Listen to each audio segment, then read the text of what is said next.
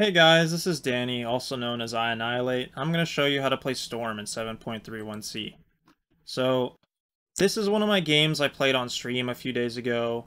It's a high rank US East game. We got Jamari that I laned against. He's rank 15 or 20 on his main. You can see on the leaderboards. I think this is Yodomi, Costabile from Nouns, also known as Zoomers, Sammy Boy, Lelis is Smurf, I think, on my team. So pretty good NA rank game, at least these days. I think Storm is by far the best mid hero in the patch. He was that way before 7.31c, just because of the null talisman changes, and they didn't get changed at all in the most recent patch, so the only change, he lost 10 damage on overload every level. Like in total, not... Like, it went from 40 to 30, and then it gains 20 per level or something like that. And then a bit of a nerf on its level 10 talent. I think that was about it that they changed. Everything else is pretty much, you know, he's still as broken as ever. And I'll show you exactly why that is in this video. So let's hop right into it. Okay, so first things first, since this is like a good opportunity to talk about hard lanes on Storm. Queen of Pain is one of the hardest matchups for Storm, in my opinion. Same with Lina. Lina's probably a little more annoying these days. And there's a few others, like Shadow Fiend, where they have better range than you with their spells or their auto attacks. They do magic damage, and Storm's best laning assets is 5 armor. He's slow movement speed, but has high armor to deal with harass, and he has a little lower range at 480. Don't mind this. They actually went out of the base so quickly, and I tabbed out for a second, that Quap didn't buy items. She wanted to ward really quickly to get a ward on my hill, I believe. I can just double check that now, too. No, she just warded her hill to try and see mine. And I'll heal up from tier 2, tier 3 region, it's not a big deal. But Quap brings out her courier at some point to bring her starting items out. I don't know if she forgot or she just ran out of the base really quick, giving her the benefit of the doubt here. But her courier ends up dying with their starting items, which isn't too important, but it's a little funny. So, in these type of lanes, you're really just playing to get your own XP. You want to limit how much they deny you as much as possible. And you don't care so much about contesting every deny, because kind of think of it as like, if you're going to deny a creep but take 300 damage, it's not worth it. If you're going to deny a creep, take 50 damage, probably worth it. And you can kind of like assess the risk reward on that. Your own experience is more important. If you ever hit 6 first in these kind of lanes, which should never happen, like against Queen or Lina or Shadow Fiend, you should never hit 6 first. They're always going to hit 6 before you because they're stronger in the lane, right? But there are some times where you're just against a weaker player or you're having a really good game. They're really going to get dumpstered. And to that end, if you hit 6 second, it's not a big deal. But if you die before you're 6, it's really, really bad. So having the plan to get our own XP, maybe from the rocky part of the lane, like when they're about to hit 6 or level 5.5 or just like 5 and you know, it's getting kind of dicey or low. We want to be able to jungle our 6, maybe, something like that. Maybe go back to base after jungling close to 6, then soaking the wave. And at level 6, we'll be way stronger than even like a Lina or a Quap, as long as we're not too far behind. That's kind of the game plan. So, to follow that game plan, I am simply just gonna set up the creep so that I can Remnant and get 2 CS. Very efficient for the mana, and I'll do that twice even. That deny would have been nice, but obviously, you know, mistakes happen, or it's just play. It's not a big deal. It's not part of our game plan anyway. And now that we have Overload, it's a little easier with level 2 Overload, especially after the nerf. We can secure range. We basically have like sort of a double damage hit for range creeps is how you want to think about it. Because you're never, like, against Shadow Fiend, of course, or Lina, they can just land all their spells on you if you walk up and Q the range creep. Oftentimes, you can just Q a melee creep, or even just Q to kill the range creep, and it's just a lot safer, and you'll take a lot less damage, because our goal is to take as little damage as possible while getting the most XP. This is a very awkward situation in the lane. It's on his hill. 3 armors, a lot of effective health. He has the health regen. I can miss uphill. I can't really trade at all, especially the Queen of Pain that can dagger me to heal up a bit too. So I'm just trying to nuke this wave, or have him push it out in some way. Maybe he pulls it under the tower while hitting me. Just getting my own farm, pulling the wave back. And I'm going to take a lot of damage here, but The wave will push out, and I'll be able to farm under my tower. Just took a little bit of finessing and trading. Even lose, like, I don't even go for that creep, I'm getting too low. That's kind of the mentality, is just chill. It gets better once we're 6. So, fast forward a little bit. I actually make a mistake in this game, in hindsight. I think getting Vortex is a mistake here. It can be nice for some play potential. If I had the wave pushing and I was ahead for whatever reason by a lot more, I would get it for sure. But like I talked about earlier, having 2 in Overload makes it so much easier to secure range creeps, which is like a huge part of your like XP differential in these kind of lanes will be from them getting any sort of range denies. And the other unique thing is like, normally, maybe you don't know this, but most people do, is the tower will hit the range creep 3 times, and then it'll be basically 1 hit away. With 2 in Overload, unless the nerf changed it, which I'm pretty sure it didn't, because I played Storm today, the tower can hit it twice, and then you'll just Remnant to get an Overload charge and hit it yourself, and it secures the range creep. They can't deny it, they can't do anything. And then even maybe if you have the small camp stacked at some point, which can be a little hard in these kind of lanes, they're pressuring you, then having even like 2-0-2 to clear it for your 5. But always have stun by level 6, I would say, unless you're really, really far behind. So you have like 2 pathways of Storm. You can either max your Q, and it's a lot better now that Null Talismans give you mana reduction than it used to be. I used to hate maxing Q just for mana reasons. But maxing Q will help you farm the jungle quicker, but most people go for a more balanced 2-1-2 build because Overload has 0 cooldown, especially with your ult. You can get a lot more damage when you're going for kills at 6. Even then, like, you want to be explosive on this hero. A lot of people play way too aggressive. If around level 6, I just look bottom, I'm about to hit 6, and they're diving the tower, or they're right in front of the tower, I'd much rather have points in Overload to try and go for those kills, and maybe get myself a quick double kill. Stupendous. So 3 denies behind, probably a little more XP behind since I went for the bounty rune. It's not a big deal. We'll see in a bit the game plan. Even just taking this camp here, noticing that I'm probably going to miss a couple CS in the wave. At least I'll get the XP on the range deny. But just trying to get as much XP as possible. Not caring so much about being behind in net worth. And right around here is where you need to, like, kind of formulate your plan. So if the wave was stuck on his hill, I know for sure he's going to hit 6 first before me. I'm half a level from 6. He's probably right about to hit 6 from this wave. If it was stuck on his hill, I'd have probably already decided to go stack this camp and kill it, and then go back to base, and I'd B6 or 1 creep away and TP back. And then there's, like, no opportunity for me to die to his 6, right? I think in this case, I just kind of chill because I'm close to the tower and just take my creeps. I might even go kill the small camp. Trying to remember exactly. He just hit 6, so I'm chilling. I'm not 6 yet, which is very normal in this lane. I kill the small camp, and now I'm 1 creep off 6. The thing about Queen versus Storm is she can't really get any of her spells on you with Ball Lightning unless, like, at least it's very awkward to. Like, Scream, if you're in melee range, it's almost 50-50 if the Storm's gonna Ball Lightning again after hitting you. It can just be awkward. You have to time it properly. He's never gonna cast Shadow Strike on me, and the ult has a big wind-up, and it's like really bad angles in melee range. So I have like a huge advantage even though I'm lower on HP. So I'm 6. I'm just going to jump on him. I go behind him, which is very important on Storm. As you see here, when I go behind him, it body blocks him into the Remnant, so he has to either walk further in, or if he tries to run back to his tower, he'll walk into the Remnant. And then I'll try and save stun for my next Remnant, or if I just think he's going to get low enough. And very close kill. He didn't get skill Blink, which is very abnormal. I think normally they would have blinked away. But, I mean, it is what it is. That's kind of what you're playing for. It would have been also a lot easier if I was full HP and mana. There'd be no chance he could survive. But there was maybe a chance he could kill me if I ran out of mana if he had Blink, but it would have been close at least. He didn't have to, like... I think he had just enough mana for all his spells, so I probably would have got away.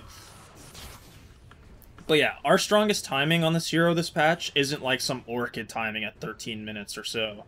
Or like really anything. It's just these 3 null talismans. They're insane.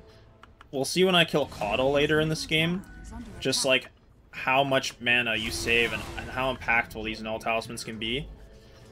And this will move on to the next part of the build. So I'll pause, or at least I'll keep the replay running. I don't think anything too important happens, but I've been trying brown boots and then selling the brown boots at 25 minutes for another nulls. I've seen a lot of people still go treads. Treads 3 nulls feels really strong. If you just want the, like, if you're really owning in the early game and snowballing, I could see it being worth it. But I also really like getting the Witchblade as a treads replacement. It does a lot more damage, and against physical damage, you probably get about the same amount of effective health with the armor versus, like, HP from treads. Most people have it on int treads anyway, which you would get more out of Witchblade. It's obviously a little more expensive, but it can stay in your inventory a lot longer than the treads. And it builds into something else eventually, too. But I've noticed a lot of people go Witchblade BKB, which I like a lot, or just BKB, and sometimes still Orchid. And let me pause real quick so we can talk about this kill, too. I've really favored just Witchblade BKB into Aghanims, and we'll get more into the item build as the game progresses too, but usually it's going to be 3 nulls, you can go treads if you want, or just brown boots to move around the map, and then Witchblade kind of is like your attack speed replacement for treads, while also like a damage replacement for Orchid. It's like a really cool in-between item that I've liked a lot this patch. And obviously you need BKB in most games. This game I tried Linken's instead, just because their only stuns are targeted, like Lich, CK, and Dragon Knight. And that worked out great. I've seen some people do that too, but 95, maybe 99% of the time even, you're just going to have BKB, and it's going to be the same or better. So we can see, I'm going to start this kill with 650, 665, let's say 700 mana. I was 675 mana or so. This is just me playing the map. I'm staying around the runes mid, just farming the closest camps, playing around my vision, and these kills were definitely possible before, but they're just made so much easier with the Null Talisman mana reduction. And we'll see why. Like, I even miss uphill at some point. Yeah, right there in this clip. I don't even know how he was uphill and I wasn't.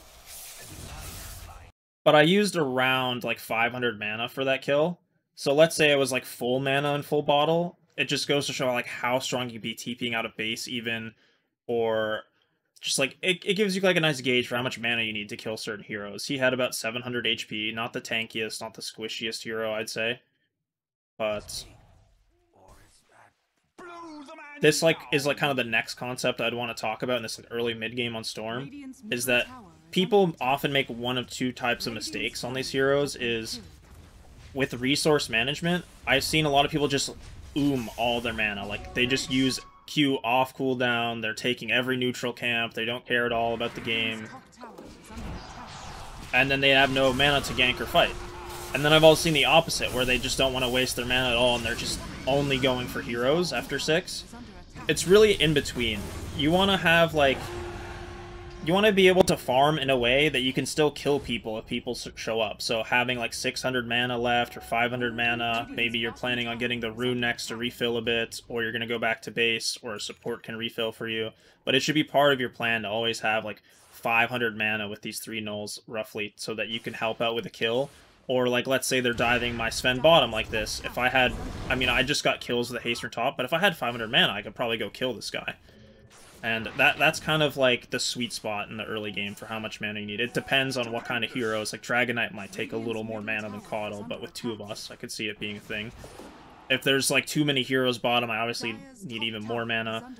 But yeah, that would be kind of the idea.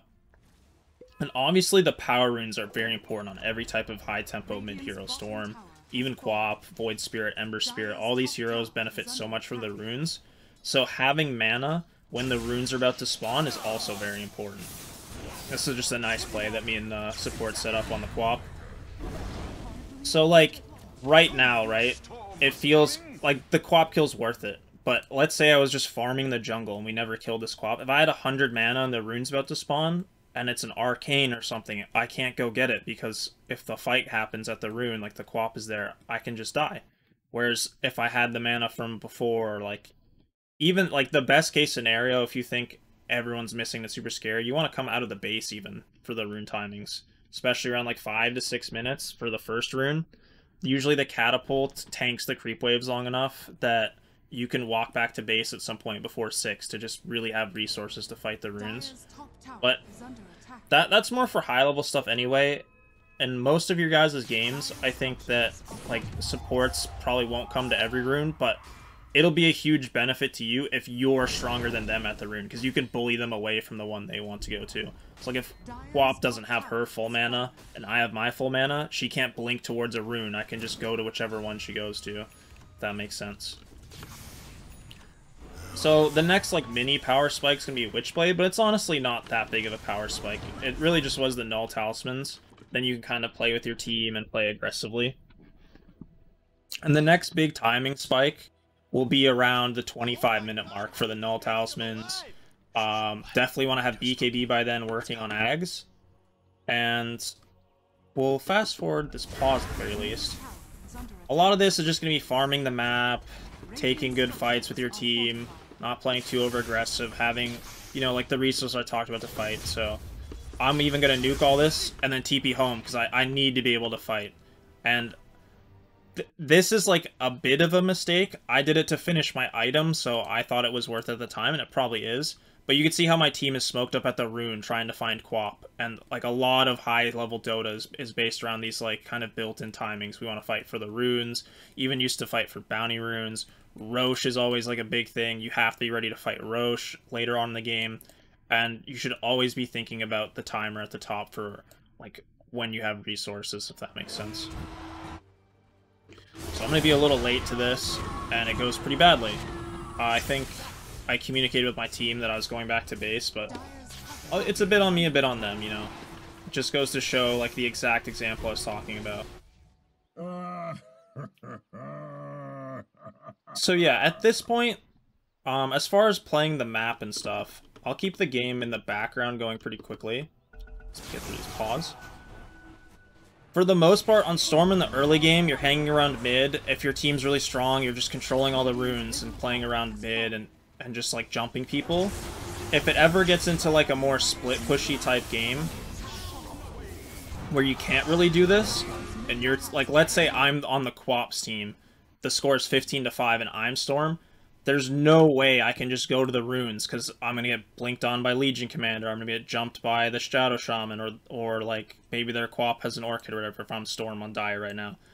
And as things progress into the mid-game, you want to always be playing a side lane on these kind of mobile heroes, because you can always TP mid to join with your mobility, and typically what happens, at least in higher level games, and you've probably seen this in pro games even, is one team will play, like, Radiant, for instance, will play the top side of the map, and the other team will play the bottom side. So if you're pushed up all the way up here, and, like, CK's pushed up all the way down here, you can always TP to set up on the guy farming down here. You're in the top lane, so you're controlling the jungle, and you're close enough to this rune, you can TP to the bottom rune. You're kind of covering the whole map when you're playing in a side lane on these heroes. And you're also way, way safer. It takes them way more time and resources to try and kill you. There's more trees to hide in. There's less obvious ward spots to find you if you are hiding. And that would be kind of how you would play in that type of a game. I can't really give you that good of an example of this game, obviously, because this is more so of a good scenario, right? I'm stuck in the cliff here, little cliff TZ. So yeah, I'll fast forward a bit to the later parts of the game, once my item build is more fleshed out. Because from here, we kind of just easy coasting. There was some throwing from Sven. It's just a lot of teamwork stuff at this point. I'd say the first 15 minutes, and I say this a lot to the students I coach, the first 15 minutes is where you have, like, the most individual impact on your own game. Even this game, it happened a little earlier, where the laning phase kind of broke up early, and we're just grouping up. Like, a team tried to do things as 3 without me at the rune at 12 minutes. They all died. Earlier on in the game, we killed that Quap with the supports. Like, you're grouping up a lot more, but lower MMR games are also slower, so it could be the first 20 minutes or first 15 minutes of the game. You're going to have a lot of individual plays available to you and impact. Whether you're out farming them, you're getting the runes, you're getting more solo kills, all that good stuff. And then I'd say like the next big point to focus on in people's game is like 25-minute plus, like the BKB team fight timing type of thing, where that's generally where most of the fighting happens around objectives. So yeah, let me fast forward. Okay, so fast forwarded a bit. There's a lot of things that happened. We're still winning. Good stuff. This is what my inventory looks at 25-minute plus on average. And this is a pretty good game, so I'm a little richer than usual, but imagine this Linken's is a BKB. I would swap the Null Talisman in for the BKB when it's on cooldown. I've sold my boots for another Null Talisman. When I eat my Aghanims with the Blessing, I'll put another Null Talisman in. It's worth to buy extra Null Talismans at this point, is what I'm trying to say. They're kind of like... They all... Like, 2 of them is basically an old Kaya, before they changed it to mana regen instead of mana cost reduction. So when you have like 4 or 5 of them, it's like a lot, and it's like ridiculous how much mana you get. And the idea is basically your items are really cheap. Your Aghanims is very impactful. It's a 14-second, 3.3-second stun in an AoE, right? It can be kind of hit or miss sometimes, and it takes a little while to get used to since it's not targeted like the regular stun, but with this build and the Null Talismans, you have enough mana to zip in, stun everybody, get your spells off, zip out, and then zip in again on your next stun. And it's just so strong. It's probably the strongest team fighting mid in the patch. Stronger than like Kunkka with Refresher Aghanims and like the boat talent at 25. It's ridiculous. And we'll see a huge play I make later on in the game too, which will showcase this very well. But as you see, eat my Ags. I have 4 Null Talismans. Pretend the Linken's is a BKB. Target selection at this point is incredibly important in team fights. When people are grouped as 5, they can help each other. It's not the same as jumping someone who's alone. Even if I didn't have Aghanims, my main priority targets are the people that can die in my stun like really fast. So if there was enough follow-up damage to jump one of the big cores, maybe I would go for that. But oftentimes there's like a Shadow Shaman or a Lion or a Rubik, someone with an instant stun that you have to kill during your BKB, so they can't chain CC you outside of it. You can just use your ulti as kind of invincibility. So always look to jump the supports or whoever has disables on their team. Enigma might not be a support, but that's another huge priority target. And you want to kill them during your BKB in your first jump, or you don't really want to jump at all. You don't have to look for the perfect jump with Aghanims. It'll come to you. Oftentimes, just getting 1 hero is fine, 2 heroes is great, and like 3 heroes is like fantastic, and then like bonus points for it we'll see in a bit. So I don't think this push went too well. It's not too important. We just rack someone back. The next big fight, we'll go over some really important type of stuff. Here we go. So let's see that in slow motion. So here is a bit of a read type of like feel play, kind of. Like I get some vision, but you can see I can zip from really far and still have a lot of mana, and we'll kind of break it down. So I see them all coming in. I don't have perfect vision of them now. I'm expecting to get at least 2 to 3 heroes here. I'm not expecting to get all of them. Fortunately, I just, got 4 of them right as they were about to smoke. And look how, like, insane this is. This is just a 3-second stun on 4 heroes. If I had 25 talent with the Shard, it would do even more damage. And it only cost me 1,000 mana. So I can easily zip back behind my supports here, my Sven after the stun's about to end, and come in another 10 seconds when the stun, like, after the stun ends and it's on cooldown. And it's just, like, such a huge teamfight starter. And it's very low committal, too, because you can cast W during your ulti, even. And the Null Talismans just give you way too much mana. I'm hoping this gets nerfed soon, even though I love playing Storm, just because it's literally in every game. It's that strong. And that gives you, like, basically the best case scenario. Like, just insane stuff can happen on this hero. And I don't think I got a chance to do it this game, so let me hop into demo mode real quick and show you how strong the 25 timing attack on Storm is even. Like, level 25 bouncing overload is also insane damage. I'm also gonna have the other talent because I just, I'm a little lazy, level to max. We'll make 5 Terrorblades with 2 hearts each. Still have like 3k-ish health, we'll see. Okay, so I made a little like test scenario. Oh, I forgot the Shard. just kind of like a damage showcase. So this is level 30 Terrorblade. I didn't level their talents or whatever, but you'll see how much damage your full combo can do on all 5 heroes. I even have the refresher. Normally you'll have like a Shiva's or other stuff you can get before. Basically, like, these are your super core items. There are some games, in fact most games, where you're going to want a Hex instead of a refresher first. Or the Lincolns, like I said earlier. Like, surviving is a lot more important than just getting your huge combo off. Or just having like a Shiva's, like, also for surviving, but maybe they have healing that you want to debuff. Like, you'll probably want 1 or 2 of these situational items in between getting this, but honestly, like, there are some games where this is just even the best, because once you're 25, you get to do something kind of like this.